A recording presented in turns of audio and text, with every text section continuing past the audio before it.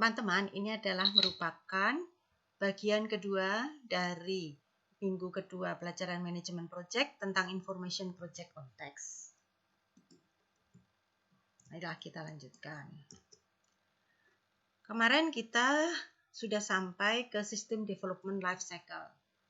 Ya, sistem development life cycle sendiri adalah merupakan kerangka kerja untuk mendeskripsikan tahapan-tahapan pengembangan dari suatu sistem informasi. Ada 4 model yang akan kita pelajari di sini, yaitu waterfall model, spiral model, incremental build model, dan prototyping life cycle model. Waterfall model, tiap tahapan harus selesai sebelum kita melakukan tahapan yang berikutnya. Analysis, selesai, kemudian dilakukan design, construction, testing, dan support.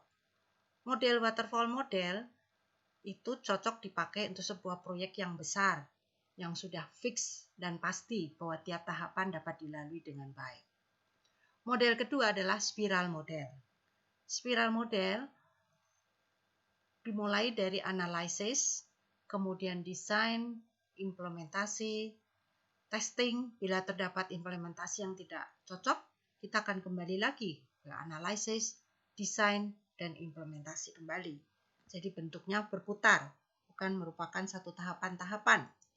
Seperti saya katakan, waterfall model itu digunakan bila risiko dapat dikontrol dengan baik, kondisinya stabil. Digunakan untuk proyek yang besar, yang kompleks, dengan biaya tinggi, dan harus dipastikan bahwa proyek itu akan berhasil.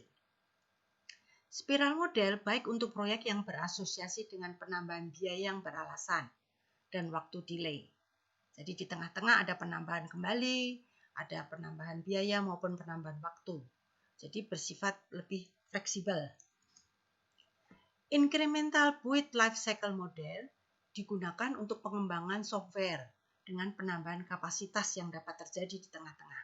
Ya, jadi ada disebutnya incremental. Prototyping life cycle model digunakan untuk pengembangan prototype untuk memperjelas permintaan dari user software. Ya, jadi dua bentuk ini memang bisa digunakan untuk proyek-proyek IT. Ada satu lagi model, yaitu yang disebut Adaptive Software Development Life Cycle Model. Ya. Ini digunakan juga bila permintaan software itu tidak dapat diprediksi dari awal proyek dan membutuhkan suatu pendekatan yang lebih fleksibel atau kurang terstruktur.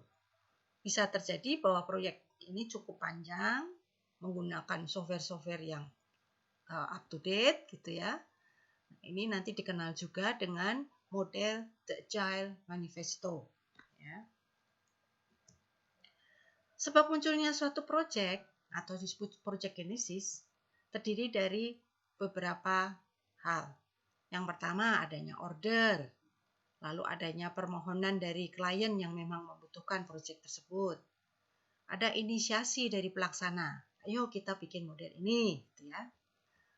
Lalu ada kepentingan-kepentingan bisnis dan juga ada tuntutan dari pasar. Berikut ini adalah gambar dari Project Management Business Document. Seperti kita pelajari, Project Life Cycle kemarin terdiri dari starting project, organizing, carry out the work, and completing the project. Ya. Nah, sebelum project itu memulai atau dimulai, kita membutuhkan adanya assessment. Perlu adanya juga management plan. Ya, perlu adanya business case di sini. Ya, jadi semua ini dilakukan sebelum proyek itu dimulai. Sebelum proyek dimulai sendiri, juga ada dokumen yang disebut sebagai project charter yang harus diberikan. Ini adalah merupakan awal dari suatu proyek. Ya. Nah, setelah project charter diberikan kepada user, baru kemudian disetujui, baru ada namanya project management plan. Ya. Perencanaan-perencanaan, baik perencanaan dalam bidang pelaksanaan, keuangan, organizing, dan lain sebagainya. Ya. Sementara itu ada timeline juga yang membatasi. Langkah berikutnya baru mulai pekerjaan itu dilakukan sampai akhirnya proyek itu berhasil diselesaikan dengan baik. Bagian bawah mulai dari project charter, project management plan, ya, carrying out, completing itu disebut juga sebagai generic fase. Itu ya. Ini adalah contoh beberapa dari project charter. Apa sih project charter itu? Project charter itu mulai disusun ya, pada waktu proyek mulai akan dilakukan. Proyek charter sendiri merupakan satu pernyataan atau pendefinisian daripada suatu proyek. Elemen dari project charter ada official project name, ada project sponsornya, project manajernya, goal, kemudian business case, ada riset yang ingin didapatkan nanti, kemudian ada juga statement-statement, ya, kemudian ada timeline-nya, ada susunan budget, staff, ya, project resources, jadi sesuatu yang lengkap yang semuanya terdokumentasi. Elemen-elemen yang unik bisa juga bentuknya semacam ini. Jadi setiap project charter bisa memiliki spesifikasi yang berbeda-beda.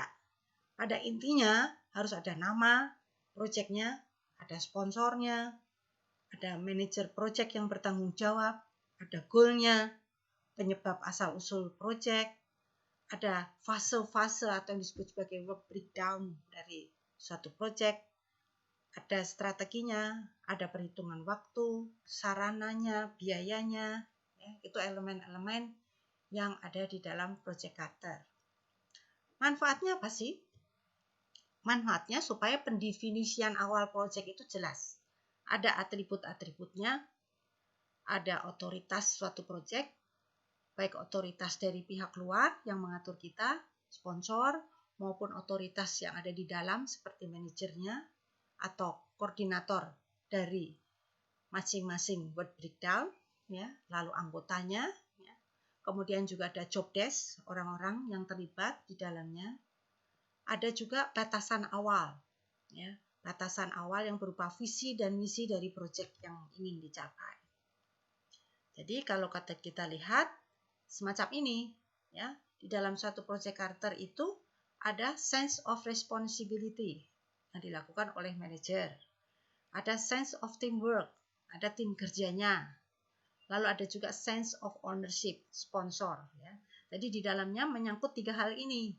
Tanggung jawab dari manajer, kemudian pembagian pekerjaannya, dan juga ada keinginan-keinginan dari owner, ya, atau dari sponsor yang ingin dicapai.